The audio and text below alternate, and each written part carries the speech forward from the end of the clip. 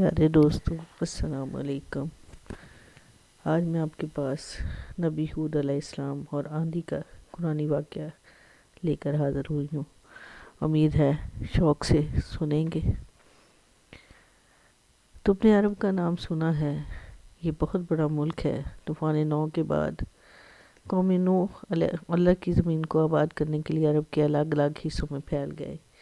نوح علیہ السلام کی ایک پوتے کا نام ارم تھا۔ وہ اپنی اولاد اور قوم نوح کے کچھ لوگوں کے ساتھ یمن میں آ کر بس گئے۔ ان سے جو نسل چلی وہ قوم عاد کے نام سے مشہور ہوئی۔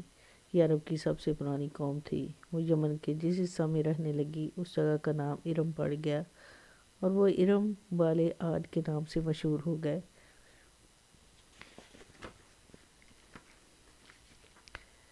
قوم عاد کے لوگ بہت زیادہ مالدار تھے۔ اللہ نے انہیں طاقت والا جسم دیا۔ اونچے اونچے ستونوں والے شہر ارم کے لوگ کے نام سے مشہور تھے۔ شروع میں انہوں علیہ السلام کے دین پر چلے، مگر جو ہی وہ مالدار بنے، خوشحالی ان کا نصیب بنی، وہ غرور کرنے لگے، بدی کے راستے پر چل پڑے۔ تب اللہ نے اسی قوم کے لوگوں میں سے ایک کو رسول بنایا۔ آپ کا نام ہود علیہ السلام تھا۔ آپ علیہ السلام نیک تھے، سچے تھے، وعدے کے پکے تھے۔ آپ علیہ السلام اپنی قوم کو ہر برائی کے خطرے سے آگاہ کرتے اور نیکی کی طرف بلاتے۔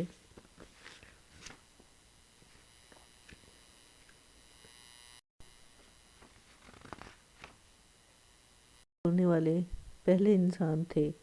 آپ علیہ السلام کی قبر حضرت موت کے ایک سرخ ٹیلہ پر ہے۔ یہ جگہ یمن میں مکلا سے شمال کی طرف 90 میل کی دوری پر ہے۔ آج بھی لوگ زیارت کے لیے وہاں جاتے ہیں۔ انہوں نے اللہ کی عبادت چھوڑ دی، وہ بتوں کو پوجنے لگے۔ تب ہود علیہ السلام نے اپنی قوم سے کہا، اے میری قوم کے لوگو، اللہ کی عبادت کرو، اس کے سوا تمہارا کوئی اللہ نہیں۔ تم نے جو یہ خیالی بت بنائے ہیں ان میں یہ قدرت نہیں کہ وہ تمہیں فائدہ دیں یا نقصان پہنچ جائیں۔ میرے بھائیو، توبہ کرو، اپنے رب سے معافی مانگو، وہ تم سب کو بخش دے گا۔ وہ تم پر آسمان سے موسلا دھار مینہ برسائے گا، تم کو قوی سے قوی تر بنائے گا۔ بس گناہوں میں نہ پڑو، اللہ سے منہ موڑو۔ قوم کے سرداروں نے آپ علیہ السلام کا کہا نہیں مانا، آپ علیہ السلام کو بے وقوف اور جھوٹا ٹھہرایا، مگر ہود علیہ السلام نے ان کو سمجھانے کی کوشش جاری رکھی۔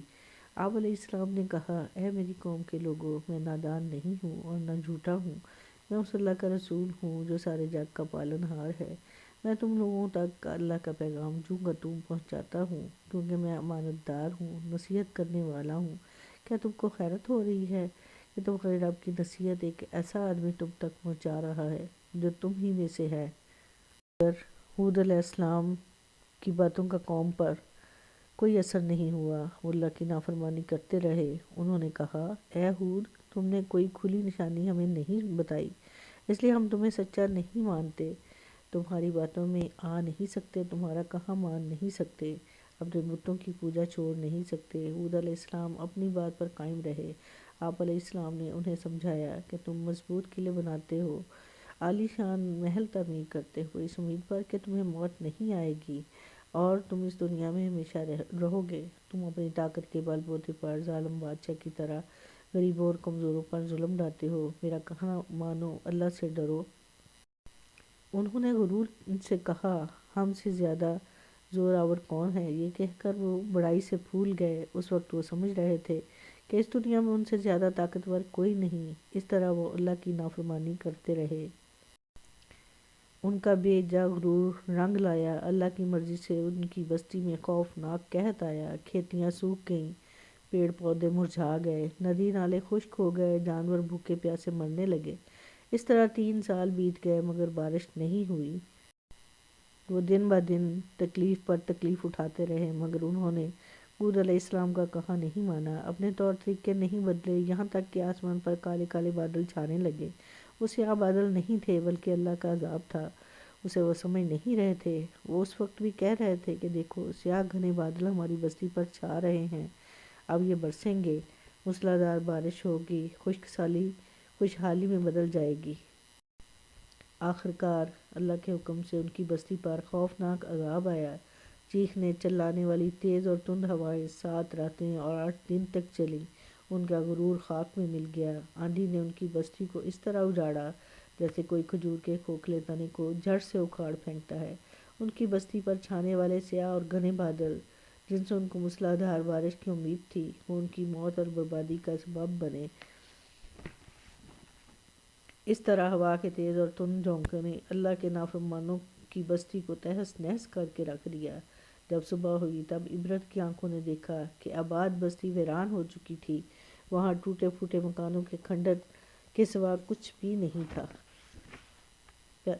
اس واقعے سے بہت بڑا عبرت ناک سبق ملتا ہے۔ انسان کو اپنے ارادوں میں کامیاب ہونے کے بعد ملنساری کا رویہ چھوڑنا نہیں چاہیے۔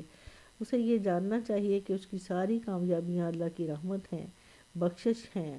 یہ جان کر اسے ہر وقت اللہ کا شکر ادا کرتے رہنا چاہیے۔ اگر وہ ایسا نہیں سوچتا تب اس کی محنت پر اسی طرح پانی پھر سکتا ہے جس طرح اللہ کے حکم سے چلنے والی تیز اور تند آندھی نے قوم عاد کے عالی شان اونچے اونچے ستونوں والے مکانوں کو خاک میں ملا دیا۔ تو دوستو کیسا لگا یہ قرآنی واقعہ؟ کمنٹس میں ضرور بتائیے گا، اور اللہ تعالی ہم سب کو عمل پیرا ہونے کی توفیق عطا فرمائے۔